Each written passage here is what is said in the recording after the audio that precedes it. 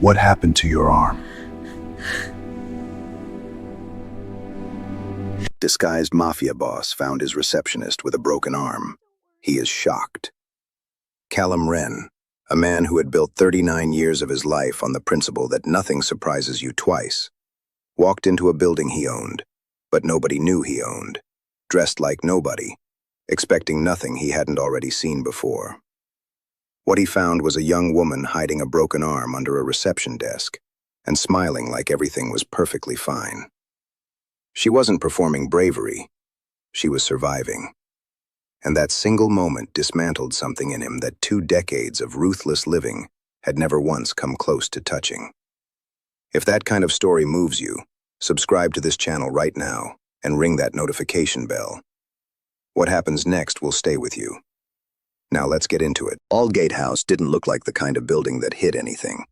12 floors of glass and polished steel rising clean against a gray morning sky. Lobby fresh with the smell of floor wax and expensive coffee. Tenants moving through the revolving doors with the purposeful energy of people who believed they were building something. It looked exactly like what it was supposed to look like. Legitimate, professional, unremarkable. That was precisely why Callum had bought it.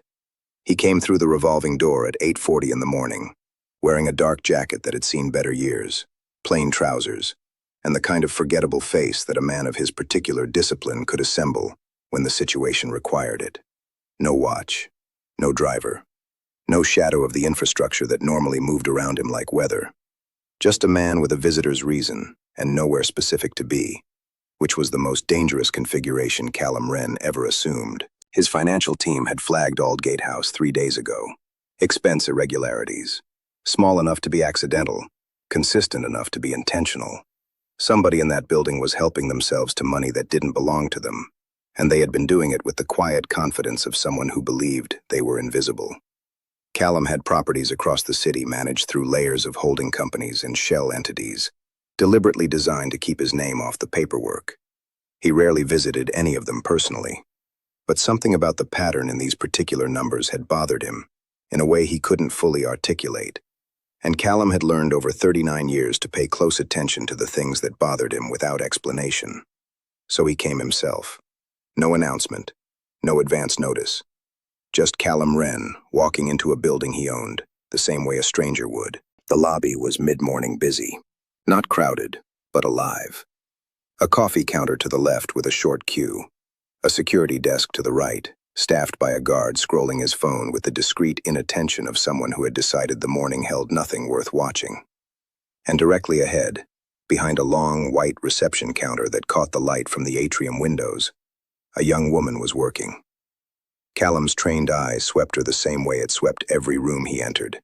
Fast, complete, cataloging before the conscious mind had finished forming questions. Mid-20s. Dark hair pulled back with the practicality of someone who dressed for function before appearance. A professional composure that sat naturally on her face, not performed. She was handling the desk with her left hand. Mouse, keyboard, phone receiver.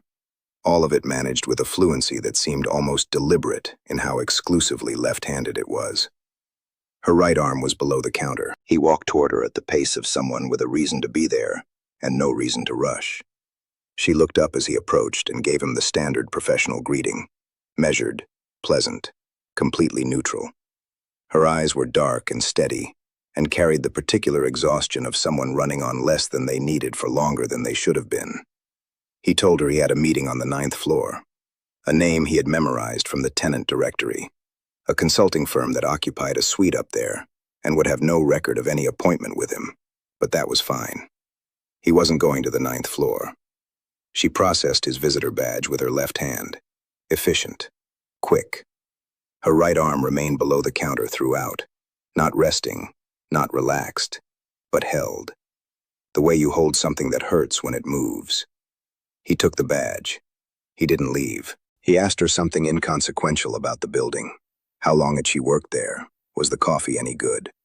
The kind of small talk that gives a man with his particular set of skills an excuse to stay in one place and observe without appearing to observe.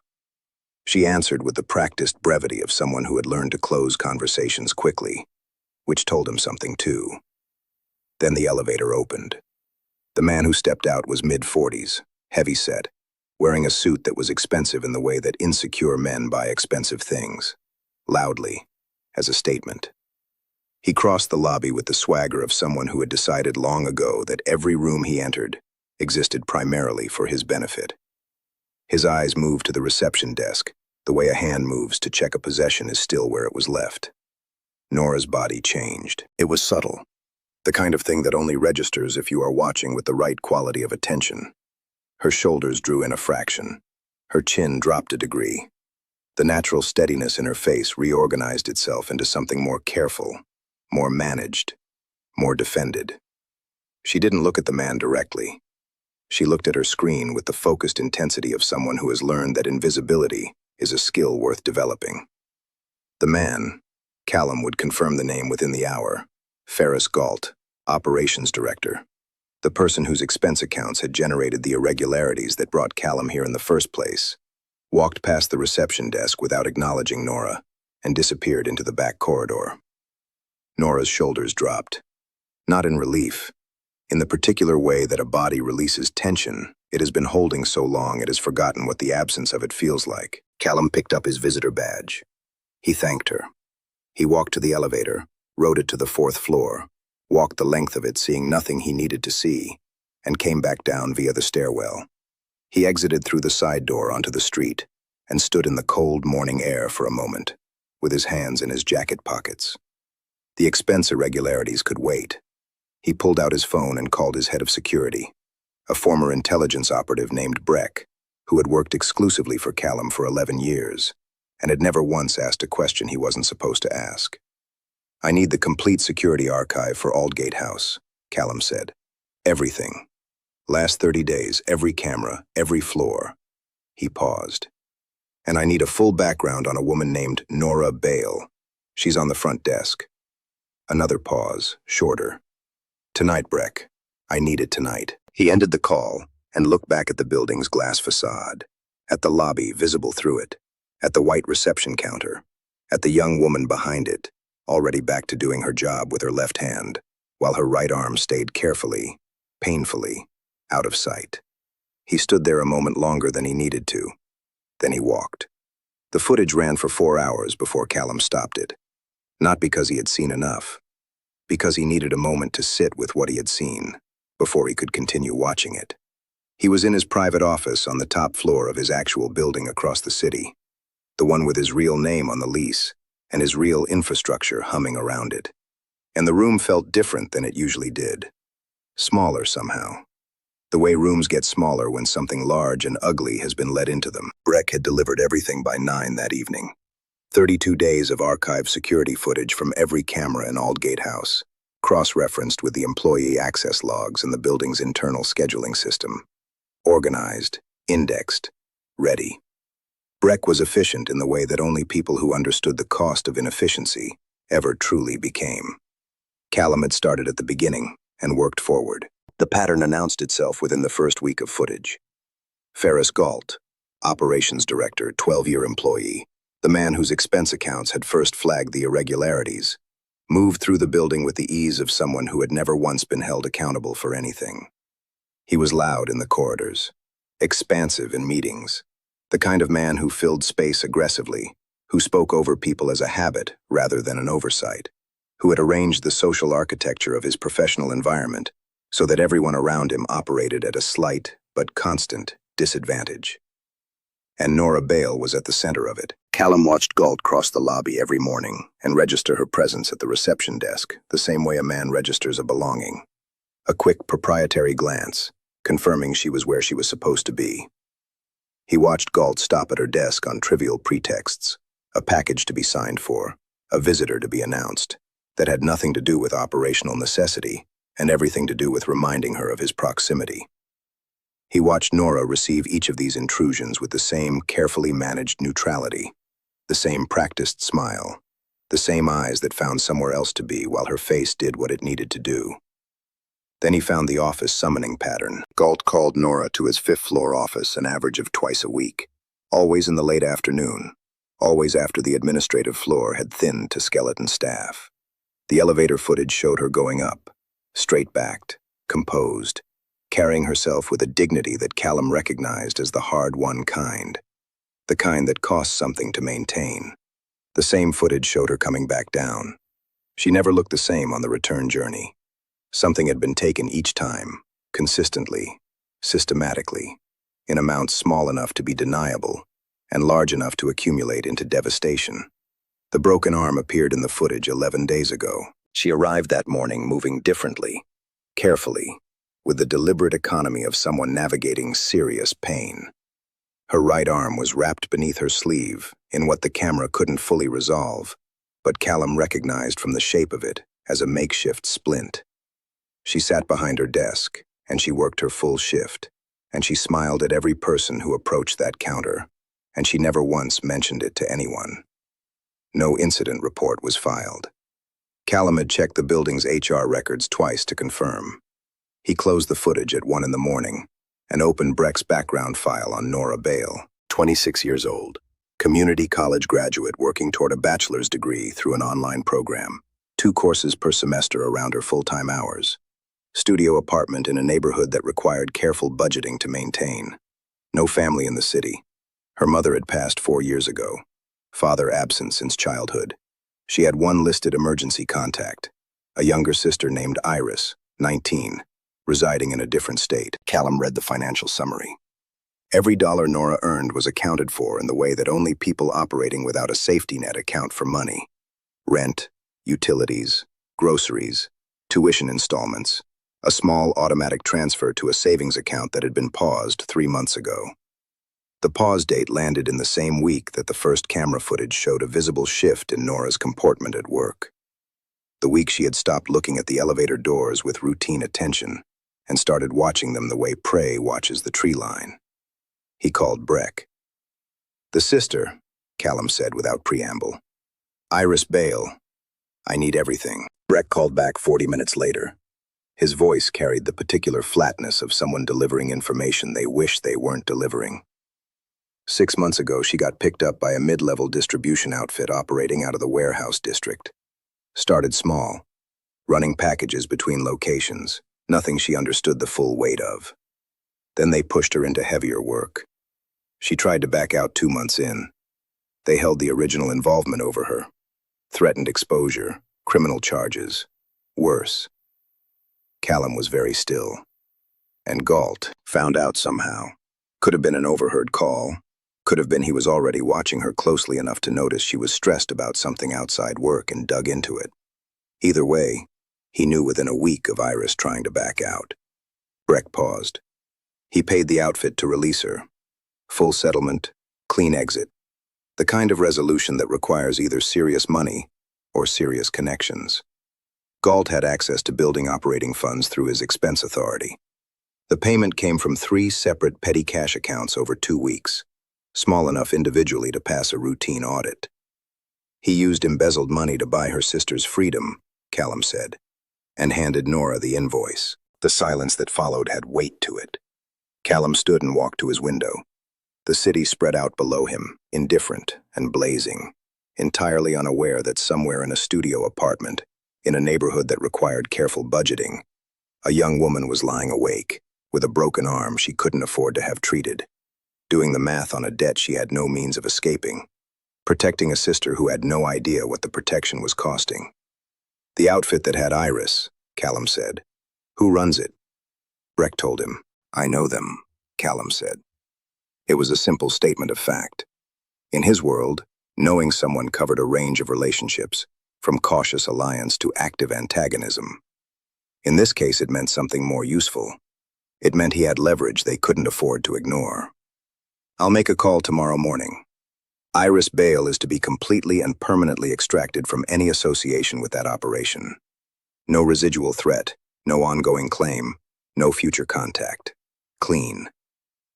They'll want something in return.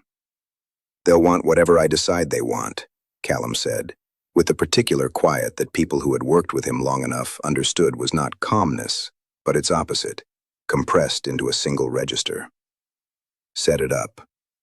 He ended the call and remained at the window for a long time. Galt had been stealing from Aldgate House for years, the original irregularity that had brought Callum there.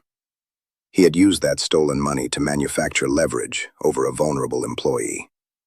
He had then spent months systematically dismantling that employee's sense of safety, her physical well-being, her ability to ask anyone for help.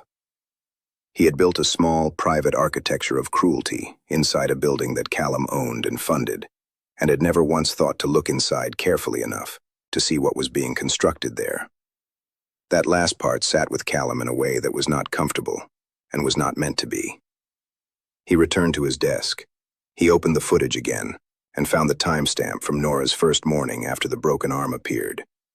He watched her sit down behind the reception counter, adjust her posture carefully around the pane, set her left hand on the keyboard, and begin her day. She worked for 11 hours that day without complaint, without a single visible crack. She wasn't performing bravery. She was surviving. Callum closed the laptop and made one more decision before he slept. Tomorrow morning, he would go back to Aldgate House.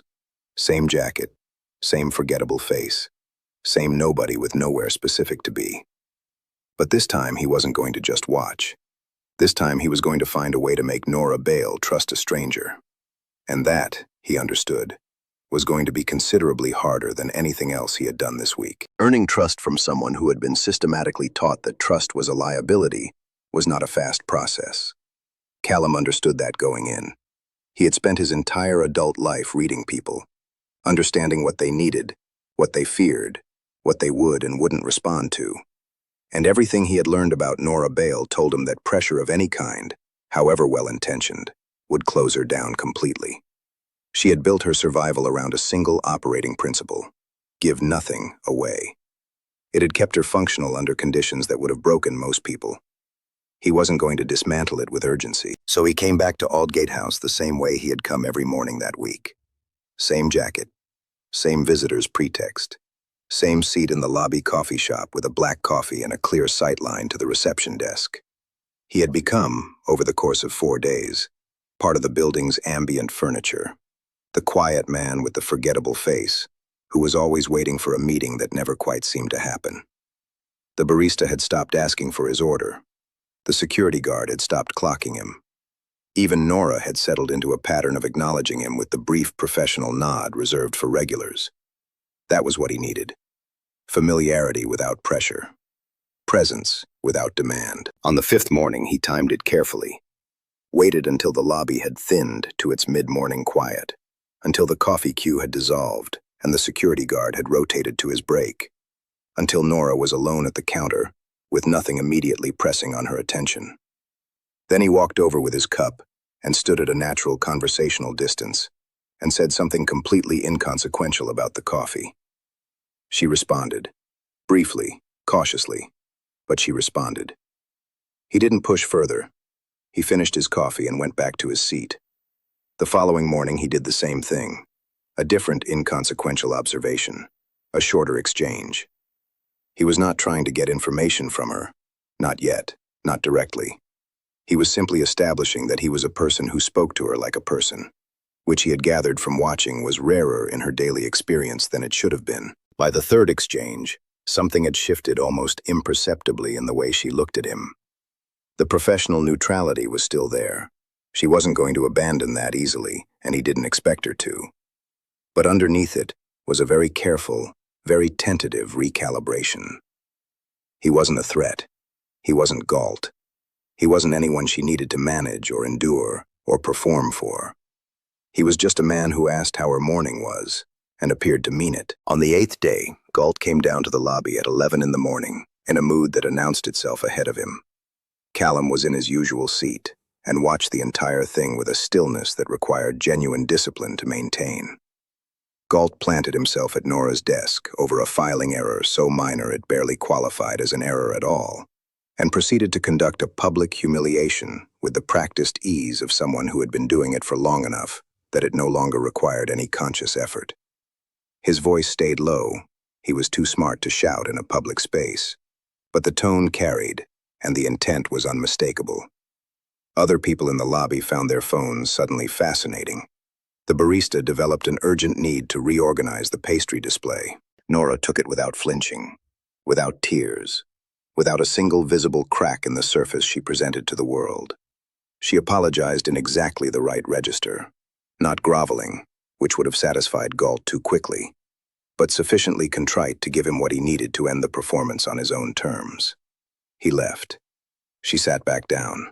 She opened her keyboard and resumed working within 15 seconds. Callum got up and walked to her desk. He didn't say anything about what had just happened. He didn't ask if she was okay. He could see she wasn't, and she knew he could see it. And asking would have forced her to lie to him, which would have closed the door he had spent 8 days quietly propping open. Instead, he set his empty coffee cup on the counter and said he had noticed the coffee shop had run out of the dark roast, and did she know if they restocked it in the afternoon. Nora looked at him for a moment. Something moved behind her eyes, not quite amusement, but adjacent to it. The first genuine, unmanaged expression he had seen on her face. They restock it too, she said, but the dark roast is never as good in the afternoon. The morning batch is better. Good to know, Callum said. He picked up his cup. Thank you, Nora. He went back to his seat. That afternoon at 10 minutes past 2, he brought her a coffee from the counter. Dark roast. He set it at the edge of her desk without ceremony and didn't linger, because the gesture needed to be small enough that she could accept it without feeling obligated. She looked at it for a moment after he walked away. Then she wrapped both hands around the cup, her left hand and her right, and the small involuntary wince that crossed her face when the right hand closed around the warm ceramic told him more than any file Breck could have compiled. The next morning, he asked if he could sit for a moment. She gestured to the small waiting area chair nearest her desk. Technically for visitors, technically appropriate, just close enough for a quiet conversation. He sat. He told her he had noticed she was always careful with her right side. He said it simply and without drama. The way you mention something that is plainly visible and doesn't require any pretense of invisibility. He said he wasn't asking for an explanation. He was asking if she had seen a doctor. She said she was fine. He said he didn't think she was. The silence that followed was long enough that he thought she was going to close down entirely, retreat behind the professional mask, and give him the polite dismissal she had perfected over months of practice. But she didn't. She looked at her desk, her left hand pressed flat against the surface. When she spoke, her voice was very quiet and very level, and it cost her something to produce it. I can't see a doctor, she said. Why not? Another silence, longer this time. Because if I do, there are questions. And if there are questions, there are reports. And if there are reports, she stopped herself. Something happens to someone you're protecting, Callum said quietly. She looked at him sharply, not with anger, with the raw, exposed expression of someone who has just heard a truth spoken aloud that they have been carefully keeping internal for a very long time. I don't know who you are, she said. Her voice was steady, but her eyes were not. You've been coming here every day for over a week, and you're always waiting for a meeting that never happens, and you always end up talking to me, and I don't. She stopped. I don't know what you want. Right now, Callum said, I want you to know that whatever is holding you in this situation, it may not be as permanent as you think it is. You don't know anything about my situation. No, he agreed. But I'd like to if you'll let me. She looked at him for a long time. The lobby moved around them, people coming and going, the ordinary texture of a working building's morning. And in the middle of it, Nora Bale sat behind her reception desk and made a calculation that Callum understood was costing her more than it appeared to cost. There's a person, she said finally, someone I need to keep safe. And the only way I can do that is by staying quiet. And staying here, Callum said. Yes, even when it does this to you. He didn't gesture at her arm. He didn't need to. She looked at the desk. She's all I have left. Callum nodded slowly. He didn't tell her what he already knew about Iris. He didn't tell her that 2 days ago he had made a call that had quietly and permanently removed the threat hanging over her sister's head. That Iris Bale was already free, already safe, already living a life that no longer had anything dangerous attached to it, and that she didn't know it yet, because Callum had wanted Nora to hear it from him directly, rather than discover it through some incomplete channel that would raise more questions than it answered. He wasn't ready to tell her that yet, because telling her that meant telling her everything. And telling her everything meant this quiet building, with its morning coffee and its careful conversations, was about to change, irrevocably. He stood from the chair. "Thank you for talking to me," he said. Nora looked up at him with an expression that contained something he hadn't seen there before. Not trust, not yet, not fully, but the very earliest condition of it. The recognition that a person had been given the opportunity to take something from her and had chosen not to. "Same time tomorrow?" she said. It was almost dry, almost wry. The ghost of a person who had a sense of humor buried underneath everything that had been piled on top of it. "Same time tomorrow," Callum confirmed. He was almost at the revolving door when he heard it. A sharp sound from behind him. The particular sound of a confrontation that had moved past words. He turned. Galt was at the reception desk. He had come back down, unusual for this time of day, unscheduled, which meant something had shifted in his calculus about Nora. He was leaning across the counter and his voice was low, and his posture was the posture of a man reminding someone of something they were not supposed to forget. Nora had gone very still, in the way that prey goes still when flight is not an option. Callum was back across the lobby in 12 seconds. He didn't announce himself. He simply arrived at the reception desk and stood beside Nora with the particular quality of stillness that people who had spent time around him learned very quickly to pay attention to.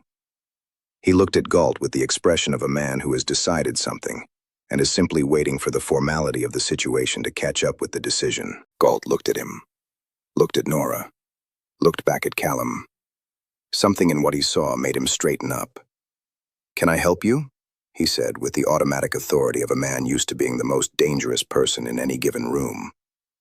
"No," Callum said simply. "You can't." The word landed in the space between them with a weight that Galt clearly felt but couldn't source. He didn't know this man, couldn't place him, couldn't read him. And men like Galt, Callum had found, were deeply unsettled by people they couldn't read, because their entire operation depended on knowing exactly how much they could take from a person before that person became a problem. Galt left. Not quickly. He was too proud for quickly, but he left. Nora was very still beside Callum. When she spoke, her voice was barely audible. "That was a mistake," she said. "When he comes back—" "He won't be coming back," Callum said. She turned to look at him. "You don't know that." "I do," he said. And the way he said it, not as reassurance, not as comfort, but as simple, unqualified fact, made her go quiet in a different way than she had gone quiet before. Not the quiet of fear, the quiet of someone encountering something they don't yet have a category for. "Tomorrow," Callum said. "I'll explain everything tomorrow, all of it. I promise you that." He walked out of the building into the cold afternoon air and called Breck before he reached the corner. "Move up the timeline," he said. "I need the full evidence package ready tonight. Everything on Galt, the embezzlement, the HR violations, all of it documented and sourced." He paused. "And Breck, make sure what I did for Iris Bale is completely untraceable back to me. When Nora finds out her sister is safe, I want her to hear it as good news, not as leverage." There was a brief pause on the other end. Breck, who had worked for Callum for 11 years and had seen him operate in every conceivable situation, said something he had never said before in 11 years of service. "You like her," Breck said. Callum ended the call without responding, which, he was aware, was itself a response. The morning Callum walked into Aldgate House without the worn jacket was the morning everything changed. No disguise, no fake name, no forgettable face assembled for the occasion.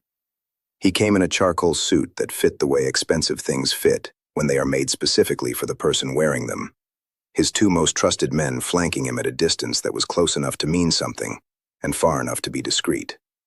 The lobby registered his arrival the way lobbies register the arrival of people who carry genuine authority. A subtle, atmospheric shift, a straightening of spines, a collective recalibration of the room's attention. Nora looked up from her desk and went completely still. She recognized him. Not his name, not yet, but she recognized the change. The worn jacket was gone. The waiting for a meeting pretense was gone. The careful, unassuming quality he had worn like a second skin for 10 days had been set aside. And what it revealed underneath was something that recontextualized every conversation they had ever had in a single moment. He walked to her desk. He stood before her the way he stood before people when he was done with indirection. "My name is Callum Wren," he said quietly. "I own this building." The silence that followed was the longest 10 seconds Nora Bale had ever lived through. He watched her process it, the careful, systematic way her mind worked through the implications, reordering everything she thought she understood about the past 10 days into a new configuration. Her face gave very little away. He had come to understand that about her. She didn't perform her emotions. She metabolized them privately and presented you with the conclusion. "You've known," she said finally. "Everything. Not everything immediately. I came here about financial irregularities. What I found was different. How much do you know? About Galt. About what he's been doing to you. About your sister." He held her gaze. "About what he used to keep you silent." Her right hand pressed flat against the desk. "Then you understand why I couldn't—" "Iris is safe," Callum said. Nora's breath stopped. "The people who had leverage over her, they're gone. Completely and permanently. Whatever Galt threatened you with regarding your sister no longer exists. She's safe, she's free, and nothing from those 6 months can touch her going forward." He paused. "That happened 3 days ago." Nora stared at him. The professional composure she had maintained through 10 days of careful conversation and months of systematic abuse cracked open quietly, the way old wood cracks. Not dramatically, but all the way through. Her eyes filled. She blinked hard, once, and looked at her desk. And when she looked back up, she had pulled herself to a steadiness that cost her visibly. "Why?" she said. Her voice was barely sound. "Because someone should have done it sooner," Callum said. "And I was in a position to do it. So I did." He pulled a chair from the waiting area, the same chair he had sat in during their quiet morning conversations, and sat down. He placed a folder on the desk between them. "This is everything we have on Galt. Financial records showing 3 years of embezzlement from building operations. Security footage documenting every incident involving you. HR records confirming no reports were ever filed, despite mandatory reporting policies." He kept his voice level and factual, because she didn't need emotion from him right now. She needed information she could use. "It's enough. More than enough. The question is what you want to do with it." Nora looked at the folder without touching it. "He'll say I'm lying." "He can say whatever he wants from a federal holding cell," Callum said. "The embezzlement alone carries serious charges. What he did to you compounds it significantly. His credibility won't survive contact with this evidence. There'll be an investigation. I'll have to testify." "Yes. That's—" She stopped, started again. "That's not nothing." Saying it out loud, in a room, in front of people. "No," Callum agreed. "It isn't nothing. It's one of the hardest things you'll do. I won't tell you otherwise." He held her gaze. "But I will tell you that you won't do it alone. You'll have legal representation, fully funded, the best I can provide. You'll have documented evidence supporting every word you say. And you'll have the knowledge that every other woman Galt has done this to before you. And there were others, Nora.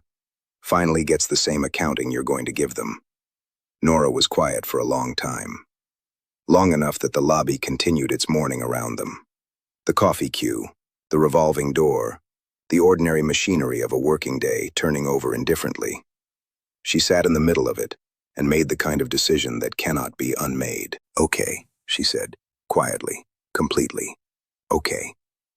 Ferris Galt arrived at Aldgate House at his usual time that morning and rode the elevator to the 5th floor and walked down the administrative corridor toward his office with the habitual swagger of a man who had never once faced a morning that didn't belong to him. His office door was open. 3 people were inside. 2 of them were federal investigators. The third was a representative from the State Labor Board. On his desk sat a folder he didn't recognize. His computer was already open, already accessed, already giving up everything it contained to people with the authority to take it. He was arrested in the corridor before he reached the door. Quietly, efficiently, without the drama he might have expected, and without the audience he most feared. His hands were cuffed, and he was walked to the elevator, and the building continued around it without stopping. Because buildings, unlike the men who abuse their authority inside them, don't pause for consequence. Nora testified 6 weeks later. She sat in a room with a recorder and 2 investigators, and Callum's lawyer beside her. And she said everything out loud in plain, clear language, without flinching and without breaking. She told them about the leverage. She told them about the office summonings. She told them about the broken arm and the months before it, and the silence she had maintained, because the alternative had seemed unsurvivable. When it was over, she sat in the corridor outside the room for a long time without speaking. Callum was there. He didn't fill the silence. He had learned that about her. She didn't need it filled. She needed it held. "It's done," she said eventually. "It's done," he confirmed. She nodded slowly, looking at the middle distance. "I keep waiting to feel relieved." "That comes later," Callum said. "First comes tired." She almost smiled. "Is that from experience?" "Considerable experience." Galt was convicted on 11 counts, including embezzlement, coercion, and assault. The sentencing was covered briefly in the local business press as a footnote to a larger story about labor violations in commercial property management. His name was reduced within a single news cycle to a cautionary example, which was, Callum reflected, exactly the proportion of legacy the man deserved. 3 months after the arrest, Callum sat across from Nora in a small conference room on the 5th floor of Aldgate House, Galt's old floor, now reorganized entirely under new management, and slid a document across the table. She looked at it carefully, read it twice, looked up. "Building operations manager," she said. "The position needs someone who understands what this building has been and what it needs to become," Callum said. "Someone who will run it with the kind of attention to the people inside it that it has never had. Someone who knows from direct experience what it costs when management fails the people it's supposed to protect. I don't have a degree yet. The position includes full tuition coverage and schedule accommodation until you do." Nora looked at the document again. He could see her working through it. The same methodical honesty she brought to everything, checking it against her own instincts, refusing to let the size of the offer override her judgment. "This isn't charity," she said. It wasn't a question. It was a condition. "It's not charity," Callum said. "It's the most qualified candidate I've encountered for a position that genuinely matters. Those 2 things happen to overlap. That's not charity. That's just accurate." She looked at him for a long moment, with the dark, steady eyes that had first stopped him cold across a lobby 10 weeks ago. The exhaustion that had lived in them then was still there. That kind of tiredness doesn't resolve in 10 weeks. But underneath it, something else had surfaced. Something that had always been there, he suspected, waiting for the weight on top of it to be lifted. She picked up the pen. She signed. Callum walked out of Aldgate House that afternoon, into a city that looked the same as it always had, indifferent, blazing, entirely unaware of the small, significant things happening inside it. He stopped on the pavement and stood for a moment the way he had stood outside this building 10 weeks ago, looking back at its glass facade. He had come here about missing money, numbers that didn't add up, a small financial irritation that didn't warrant his personal attention, and that he had come to resolve himself for reasons he hadn't fully examined at the time. What he had found instead was a young woman hiding a broken arm under a reception desk and smiling like everything was perfectly fine. She wasn't performing bravery. She was surviving. And Callum Wren, who had built 39 years of a life on the principle that power exists to protect the person holding it, had learned something in the lobby of a building he almost never visited, from a woman who had no idea who he was. That the most important thing power can do has nothing to do with the person holding it. He walked to his car. His phone buzzed. Breck, with the afternoon's business. The empire continued. The machinery turned. The city moved around him the way it always had. But something had shifted. Quietly, permanently, in the way that only the most significant shifts ever happen. And it had started with a broken arm and a smile that broke his heart before he even knew her name. If this story moved something in you, hit that like button right now. Subscribe to this channel and ring that notification bell so you never miss a story like this one.